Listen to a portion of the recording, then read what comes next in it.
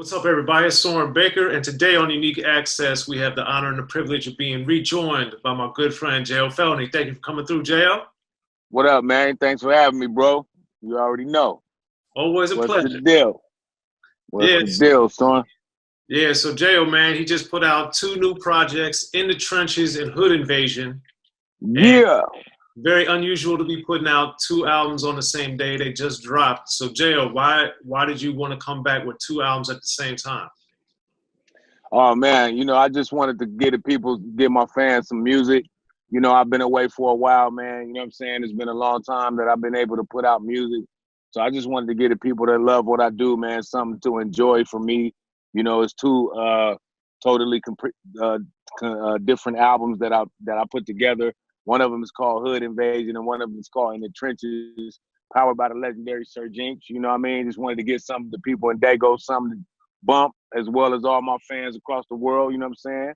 The Jayo Felony, the hood stars back at your ass. Yeah, so with Hood Invasions, powered by Sir Jinx, obviously you've been knowing him and everything for a long time, but what made this a good connection for you for this project? Man, he had just came to San Diego, and he helped me out putting a lot of the music together, like unreleased music that I had, and like albums that I put out before, like Crip Hop and Take a Ride. And he helped me get them together and mix them over and digitally remaster them and shit like that, so the people can check them out. You know what I'm saying? So I want y'all to be able to get them Crip Hop, Take a Ride. You're getting it directly from me now. You know what I'm saying? Right. And one of the songs on the new projects is that Hug the Block. So yeah, produced by Chill. What up with my nigga Chill? Hell yeah.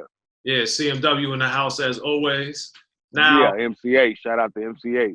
Of course. Legends in the game. So when you're working with someone like Chill that's a producer and a rapper, how have you noticed that things might be a little different on the creativity side? Oh, man. I mean, Chill known for making dope-ass tracks first, you know what I mean? First and foremost, that nigga gonna make a killer track. So I was just honored just to hear something that I wanted to rap to. You know what I'm saying? Once I hear a dope-ass beat and I know I can put them words to it, and that track, sort of talk to me, man. So I'd be happy to just get dope beats and play with them words, Straight up. Yep. And then another one is Block Party. That's produced by Jelly Roll. Yeah. Block Party, man. I got videos coming out for both of those records as well. Shout out to Jelly Roll for giving me that track, man.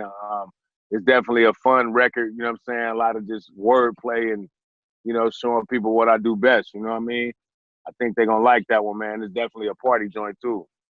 Well, that was one thing that I've always known about your music, and it comes through in sprinkles sometimes, but like, even though you're super hardcore, super gangster, super all that, it also, a lot of the time, it sounds like you have fun when you rap. So how do you balance being super hardcore, but then also showing that you're having fun doing what you're doing? Oh man, it's Soren, it's about trying to be creative first and foremost, regardless of what my background is or what walk of life I come from. I try to be creative with the choices of beats I pick, the type of raps I come with, and try to tap into the people that love what I do best. You know what I mean? Shout out to the Dom Moves, the Crips, everybody, my essays, all my XA partners that been supporting me, my homies, my white boy homies, everybody. You know what I'm saying? I just think I'm just a connoisseur of this hip hop shit. You know what I mean? I know I made up Crip Hop, but when I said fuck hip hop, this Crip Hop. But I definitely love hip hop music, man. I grew up on this shit, and I love just playing with words and trying to give them my best. You know what I'm saying? And I feel like I'm at my best now. So I'm gonna do my shit. Well, since you brought up Crip Hop, let's take it back to '99 with the "Cause I Can" with E40. Because I remember when I heard that song, because obviously I'd met you and started to know you and everything at the time, but when I heard that, I was just blown away because it seemed like it was something that was right there, but nobody had said it. So do you remember what it was like when you thought of it before you even spit it? Like when you thought the idea, like what happened? Oh man, writing that rap on E40 basketball court, man, I had to come with something creative because, Charlie Hustle gonna come with that heat, man, all the time. You know what I mean? So, I was just on the basketball court writing my rap, trying to think of something creative, and when that popped up when I said fuck hip hop, nigga, this Crip Hop, I knew that was the end of the rap right there. I knew I made this shit right. You know what I'm saying? And that's where it all started at, man. And then actually my Hotter Than Fish Grease album had turned into the Crip Hop when I left Def Jam. That was the name of the album, you know what I'm saying? So it was a little more rebellious name, you know what I mean? Yeah, I remember because back then, you, me, and Silk be hanging out quite a bit. And I remember no doubt. You guys had played me like the whole album, and I was always telling people like, man, I can't wait till this Jayo album come out because it's going to change the game. And it's yeah. So. Yeah, shout out to my nigga Silk, man. Yep. But yeah, hey, you know, 9/11 happened, you know, when that album about to come out. They dropped the bomb on New York and hit them goddamn buildings and shit. And nigga was like, man, the world coming to an end. I'm like, I don't give a fuck, baby, to get your ass to the studio, man. Yeah, finish this fucking Crip Hop album. Yep. Straight up. Yep. Yeah, but with Hood Invasion in particular, back to that with Sir Jinx. Yeah. Since Sir Jinx obviously was out, established, and having huge success before you even got in the game. Yeah. He has all this experience, but he's still like super making it happen now. So what? No doubt. What do you see like somebody with him in the studio that he does, or how he thinks of things that might be different from a producer that's more emergent in the last couple of years? Oh man, it's all about perfection, man. You know, he tried to make it sound interesting and he put his foot in it, man, and make it sound like a real project.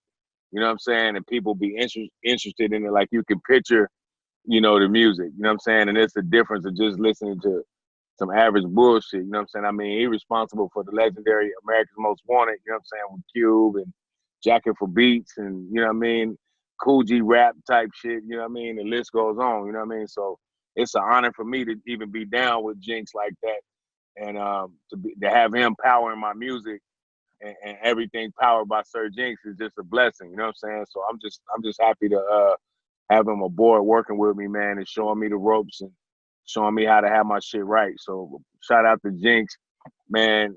I can't wait till you guys hear these two projects. He arranged the shits. He put the skits on them and shit. Since you haven't always put out a lot of albums, you know, you just had the James Savage project with Open Bar, and now you got these two. Why all of a sudden are we getting so much more Jayo Felony music all of a sudden? Oh man. First of all, I got my own label now, Loco Entertainment. I got 3 motherfucking different distribution channels to put my music out through. You know what I mean? I know it's all digital distribution, but you know, some of them do different things and promote different ways and things like that. So I'm just still filling out the different distributors and things like that. But I'm happy to have those people aboard. Empire, Dashco Distribution, as well as In Grooves Universal. You know what I mean? So I'm just thankful, man, to be able to finally feed my fans and give them what they've been missing from me as an artist for all these years, and to be doing it back at the age I'm at, and it's, you know, I feel like I'm at my best now. So I'm just thankful and anxious to let the people hear what I'm making. You know what I mean? I definitely like on October 3rd, I got 2 more albums coming out. One with Slider Piper, Dr. Dre's artist, and then another one, my new album called Get Your Feet Whooped. So I ain't fucking around, you know what I'm saying? I'm gonna come with some shit for sure. And I'm almost finished recording that record. I'll be finished before the month is out. But go get that Hood Invasion, man. And that In the Trenches is out now. Y'all know what it is. You know what I mean? On Local Entertainment, Dashco, Jayo Felony. With Jayo Felony, why go back to using Jayo Felony versus James Savage? I mean, you know, James Savage just happened to be my government name, you know what I'm saying? So that ain't going nowhere. You know, I've been James Savage all my life, you know what I'm saying? I've been Jayo Felony since I was 15 years old. So, you know, when it came to that, like I was saying, you know, we killed the negative side of Jayo Felony off because it was the negative side. I used to be tripping and shit. So as far as that go, I'm just showing the maturity in me, and Jayo Felony ain't going nowhere. I'm so happy to be back, and the fans accepted me like they do, man, and let me know that people really love me as a person. People really love what I do and making music, you know what I'm saying? Aside from the street shit and the cripping and all that, people love good music. And I take my time into studying my craft, and I never stopped studying my craft. So I try to give them the best songs I can make to my ability, and I don't try to make no bullshit. I take my craft serious, and I think I'm at my best, and I'm gonna show them better than I can tell them. That's for sure. That's something you've been doing for your whole career, really. And no doubt. I wanted to get into some of the older stuff that you've done in the sense that one thing that is unfortunately now relevant as ever is what your name stands for. So yeah, man. So I wanted you to, like, when you first conceived the acronym Jayo versus now what you're seeing, what's going on in the world, how do you kind of compare and evaluate what the name meant back to you back in the day versus and explain everything to everybody that doesn't know? Yeah, Jayo stands for Justice Against All Oppressors. I mean, I still got it on my neck, you know what I'm saying? You probably can't see it with all this goddamn wolf pussy on it right now, but yeah, man, Jayo stands for Justice Against All Oppressors. And it just, that's just the line I was pushing aside of me being from my hood and all that, you know what I'm saying? I'm black first before anything, you know what I mean? So I always try to, incorporate that in my music, and, you know what I'm saying? You can hear little skits I used to do and shit like that. And just run-ins with the law as growing up, you know what I'm saying? And we always it's always someone trying to oppress us, you know what I mean?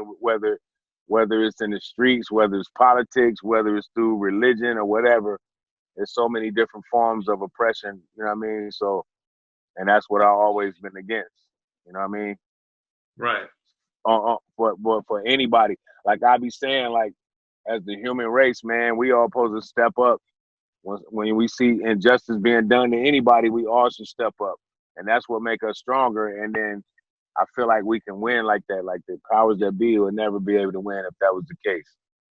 You know what I'm saying? But I agree. Motherfucking stupid motherfuckers out here, like, you gotta wear a mask to even go in a fucking store now, and motherfuckers still out here popping each other and shit. That's some shit I don't understand. I thought it was gonna be, people was gonna be on some other smarter shit than that, but people ain't shit. People ain't shit, man. You know what I'm saying? That unfortunately ties into something else that you did that was early in the game too, with the peer pressure idea and kind of the persona with that. So it was interesting doing it in your career, but then you also, like when you did the Get a Horror Show with Mac 10 off the Recipe album, you also talked about peer pressure on that. So why? No doubt. How and why was that so important to you, to where it wasn't just on Jayo Felony material, you were taking it to when you did guest appearances as well? Oh man, just having different like having different names for yourself is like, it's like fun. It's like an ego type of thing, you know what I'm saying? And like, I think peer pressure was one of them names, and it's like, I make motherfuckers do shit, you know what I'm saying? Like I make them do things that I probably normally wouldn't do myself, but I can make you do whatever, you know what I'm saying? Like, I'm peer pressure. I can make you do whatever the fuck I need you to do. Right. You know what I'm saying? But it's just crazy. Like even with like having the name Bullet Loco or One Shot Kill, you know what I'm saying? Like I try to keep different whams, man. You know what I mean? Well, you got different zooms and whams. you got several of them and have. Another thing that was interesting on the What You Gonna Do album that I always thought was intriguing, that I thought was the How Angry record, because being from the West Coast and the West Coast dominating, but you also have always had from my travels, people loved you in the South, and then you had the 8 Ball and MJG on there. So no doubt. So I'm trying to plug the phone up and shit. I'm fucking up, Soren. Forgive me. All right, I'll re-ask it once you get ready. All right, I'm ready. So yeah, with What You Gonna Do, one of the collaborations I thought was always real interesting was the 8 Ball and MJG, because I know you from being around you a lot and being in different cities and things. I know you got a lot of love in the South, but that was a pleasant surprise to have 8 Ball and MJG on your album. So how and why did that collaboration happen? Oh man, back then on being on Def Jam, Tina Davis was my A&R. Shout out to Tina Davis. She actually helped me get that done and introduced me to 8Ball and MJG, and we was cool ever since. You know what I'm saying? I remember they used to come to Cali and shoot their videos, big ass Winnebagos and shit, balling out. And I used to be in there, you know, just chilling, smoking weed and watching the whole wham, you know what I mean? So they was real cool, man. Cool peoples and shit. I'm glad I did a song with them. You know, that's legendary down south shit. You know what I'm saying? And my dogs right there for life. The How Angry record. Yeah. Yeah, that was one of those seldom discussed, but one of my favorite that only a few know about. Yeah, that beat was knocking. I really liked that track. That shit was knocking. It was a different hook on there, but 8Ball had put a better hook on that joint too. That shit was dope. Yeah. Okay. And then one thing that I've always been glad about was your appearance on the anthem with Sway and Tech and RZA, Eminem, Xzibit, Pharoah Monch, etc., because it puts you on the scale, the highest stage with some people that are considered some of the best rappers of all time. So no doubt. What did you kind of learn, take away, or notice when that song came out and how it was received on the kind of the rapidy rap side of things? I was kind of pissed off because they only let me do the fucking stupid ass "What You Gonna Do" hook. So I was kind of pissed off, like, man, how the fuck I don't get to rap? I would have lit some shit up on that motherfucker. I know somebody ass would have got gassed. Somebody, because I know I didn't get a chance to rap. You know what I'm saying? So it was just like me saying, I can give it to you, what you gonna do with it, but I'm like, I supposed to rap after that. You know what I'm saying? Yeah. But it was definitely an honor to be with all those guys, but I didn't get to spit no verse, so I was kind of pissed off about that because I wanted to show my skills too. Well, also in that era, one of my favorites that you did was the Masquerade with Saphir. Oh yeah, man! Shout out to Saphir, man. That shit was dope. Yeah, you know what I mean. So hey, I always like working with my Bay Area partners, man. You know what I'm saying? Shout out to Spice One, my nigga Selly Cell. Sibo. You know what I'm saying? Yes, sir. My dog Sibo. Sibo always got my back for life. You know what I'm saying? He the type of motherfucker, man. He look out when you go to his town. He always have your back. You know what I'm saying? If he ain't there, he gonna make sure somebody got your back. That's how he rolls. Shout out to Sibo, man. Sacramento. So why do you think you have such a connection with the Bay Area artists? Man, I've been going to the Bay a long time, man. Fucking with E40 and D-Shot and Sugar T, the whole clique. Man, you know what I'm saying? Man, hey, man, I've been going out there back and forth for a long time. You know what I mean? I used to go to E40's pad all the time and hang out with him and create. You know what I'm saying? I was on an Element of Surprise record back in the day. The Money Scheme song we did, you know what I'm saying? And then the Cause I Can record, you know what I'm saying? Me and 40 been rocking for a long time. And then we did the record on my album with me, him, and Ice Cube called Jayo. You know what I mean? Justice Against All Oppressors. Motherfuckers don't know. You know? So I've been going to the Bay a long time, man, just hanging out. And even before I was rapping, you know what I'm saying? You know, I used to go out there and just hang out and shit. You know? Shout out to Richie Rich too, man. It was on Def Jam too, man. Absolutely. You know what I mean? And then one of I think the most interesting years as far as collaborations you had was in 2000 when you worked with Ja Rule, you worked with Ice Cube, you worked with LL, and you worked with Scarface, all on albums that came out that year. So with Ja Rule, that was one of the biggest, if not the biggest, best-selling albums that you were on. It sold like 3 million copies. You were on the Ecstasy song. So how do you remember, like, Ja Rule had his pop singles or whatever, but a lot of his songs were actually more street or harder or whatever. Yeah. So what do you remember about his able to kind of navigate the pop side versus like the hardcore gangster side? I mean, shit, you know, he know how to make that shit happen. You know what I'm saying? He know how to appeal to the bitches, man, and do his shit. You know what I mean? Stay player about it, but still keep it hood. You know what I'm saying? And you know, Herb Gotti and them with no pushovers, you know what I'm saying? They used to be out here on the West. You know, they had a big ass mansion out here where everybody used to go through that motherfucking smoke and hang out and shit. And bitches used to come through, you know what I mean? We used to hang out. They used to be over there on 6th Ave and Vernon in the hood and shit, fucking with my niggas CC, rest in peace, from Harlem Crip. You know what I mean? You know, Ja Rule and them was out here and shit in the streets. You know, and I fuck with them tough. You know what I mean? So, you know, it's crazy that when I did that record, that's where we was at. We used to hang out at that little mansion they had up in the hills and shit. You know what I mean? And we got it in and shit. He had a song called Ecstasy. That's when everybody was on that she's net, man, doing it, getting it in and shit. Right. And I thought it was creative, so that's when I came with that rap and spit that shit. You know what I'm saying? I try to have the best rap on the song, man. That's my thing, man. Make sure I got the dopest verse. Yes. I got that from my nigga Ice Cube when he used to be lacing motherfuckers shit, man. You know what I mean? When he spit his verse, he makes sure it should be the dopest shit, man. Shout out to Cube. Yeah, and also that year you were on the gutter shit with Cube. So no doubt. That was you know, his coming back into the game after, you know, West Side Connection and not putting out any solo material for a while.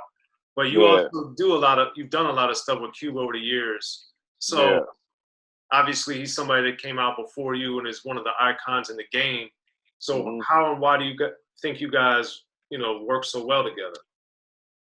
Oh man, he's one of my favorite rappers, you know what I'm saying?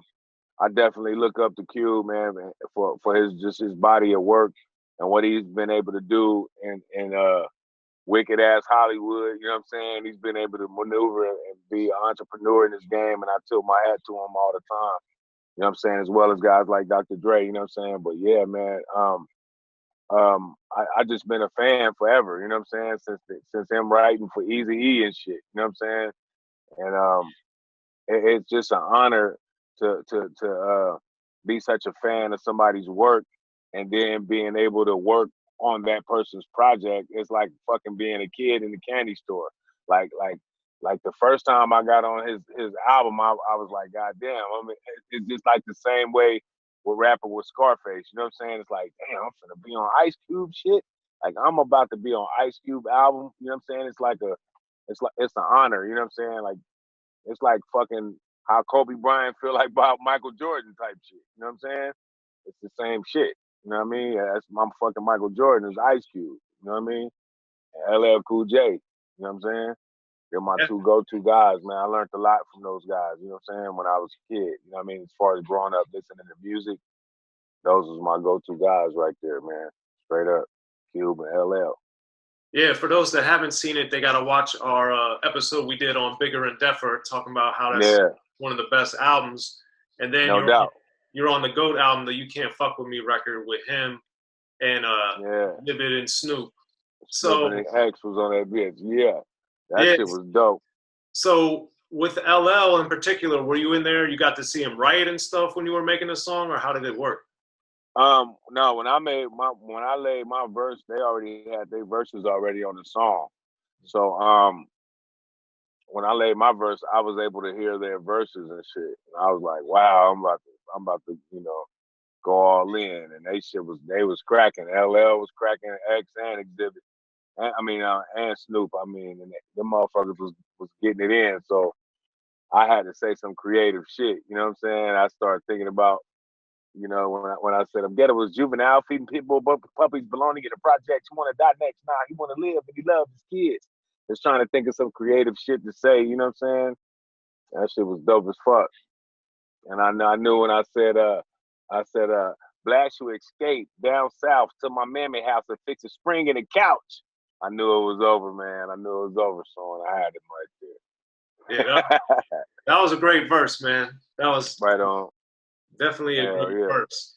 And then with Scarface, you did the OG to Me cut on The Last of a Dying Breed, which also has a Daz and Corrupt on there, of course. But the thing about it to me was that's you know, for a song that has so many icons, that was a much slower, like kind of slower, type of feel, yeah. So like a funkier type of slow down You know what I mean? But it didn't have the Scarface gonna come with that bang. You like it wasn't no dance type of record, huh? Well, it just wasn't more like energy to it, like on a forceful side. It had more. Yeah. It was more in a pocket, and I was always curious because on that one in particular, you obviously usually do this type of thing, but in this one, this type of thing, it was much more about the actual selling the drugs, moving the stuff, and the reactions of people. It seemed like lyrically, it wasn't the braggadocio mixed in as much. It was more about the actual doing it. So, do you remember why you kind of tilted the approach lyrically on that one? Well, when we made that record, I remember me, Corrupt, and Daz. We actually was in the studio with Scarface, all of us, when we made that record in L.A. And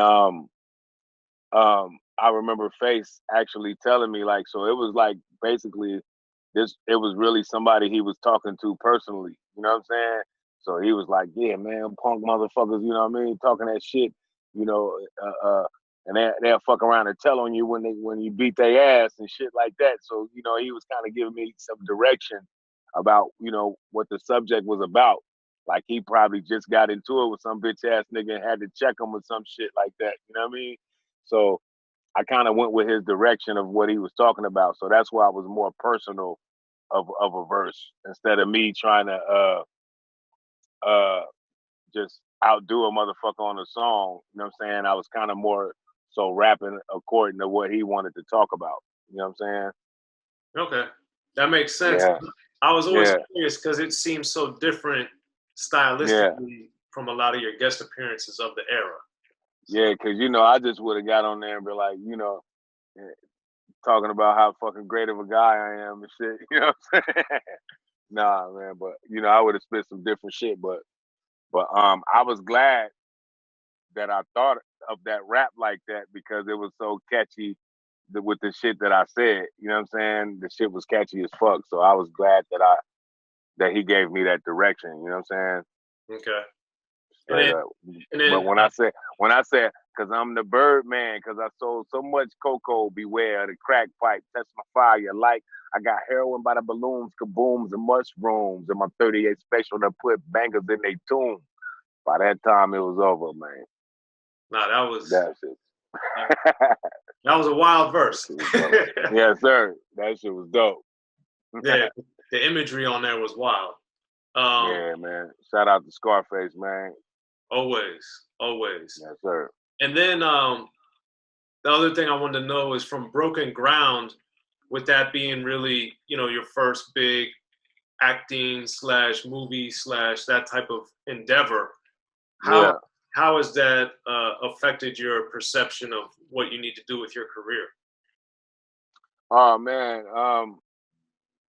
I'm just happy that the shit was dope. You know what I'm saying? When I look at it, when I look back on it and look at how we were doing, how we had to do the shit such of a rush time with me having to go turn myself in the day after we finished filming. That morning I had to go turn myself in. So I was, we was like writing shit on the spot and me having to say the lines and memorize them right on the spot and shit like that. So, I know under pressure, I get the fucking job done. Now, I ain't gonna go to school and none of that shit. I'm gonna just, now I know whoever I'm working with, I know how to take that direction from them and apply my own little twist to it. And until they tell me it's right, I'm gonna just keep doing this shit until I nail it. Yeah, because I remember, obviously, I was in the studio when you guys were making some of the songs, and I remember you know, I've been with you in the studio over the years, but I did notice it seemed like the energy was a little different with you and X at the studio. So what, being that you collaborated and worked with so many people over the years, what do you think differently Xzibit was able to bring out of you that hadn't been there before? Well, first he had some dope ass tracks where it all started from. You ain't lying. When he played these fucking tracks, I was like, yeah, man, he can help me make a dope ass album off top. And then once it got into the visual side of it, I didn't know we was gonna fucking do a whole film to the shit. I just thought we was gonna do a couple videos to the shit probably and put it out there. But it came with a dope ass whole visual to each song we did, and just the direction of seeing how Broken Ground came together as far as the visuals and shit. The Test Me video with all the females rapping the parts, different songs like that. The Running record with me and him in the car with the blood all on us and shit after we just killed my negative self off. But it was just the creative part, man, and being around Focus and them joints and Rick Rock and seeing them, you know, put their foot down, man, on the production. And you know, it was a blessing, man. So I seen a lot, and I'm applying it to what I'm doing now with my own label. You know what I mean? Getting local entertainment right, the visuals and everything. Cool. Well, there it is. Jayo Felony, man. Always a pleasure getting to catch up with you again. So thanks. Yeah. Go get that Hood Invasion in the trenches, man. Shit out right now and all on our platforms. I'm still hot in the motherfucker. It's morning time. About to go get my coffee and shit. Soren Baker, you know I love you, bro. Appreciate you, man. Go get that hood shit. Jayo Felony back on their ass.